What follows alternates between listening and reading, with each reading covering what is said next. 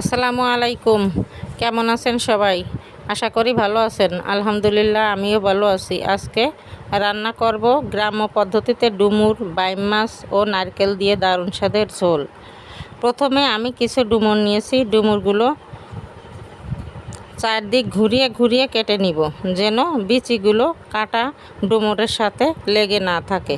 এভাবে সবগুলো ডুমুর কেটে পানিতে ভিজিয়ে রাখবো 20 মিনিট। তাহলে ডুমুরের রসগুলো বের হয়ে যাবে, নতুবা রান্না করলে কালো হয়ে যাবে।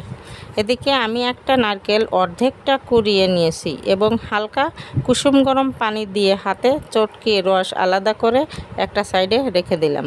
এরপর ছোট ছোট বাইম মাছ নিয়েছি 250 গ্রাম। এগুলো একটু ছোট পিস করে নিলাম এবং লবণ হলুদ দিয়ে ভেজে উঠিয়ে রাখলাম। তারপর কড়াইতে সামান্য একটু তেল দিয়ে তার মধ্যে দিব মাঝারি সাইজের একটা পেঁয়াজ কুচি লাল রং হয়ে আসলে দিয়ে দেব 1 চামচ আদা বাটা, 1 চামচ রসুন বাটা, হাফ চামচ জিরা বাটা, হাফ চামচ কাঁচামরিচ বাটা, হাফ চামচ শুকনা মরিচের গুঁড়া দিয়ে ভালো করে কষিয়ে নিব। তারপর এর মধ্যে দিয়ে দেব সেই ডুমুর দিয়ে 1 চামচ লবণ, 1 চামচ হলুদ দিয়ে ভালো করে নেড়ে চেড়ে দিয়ে দিব।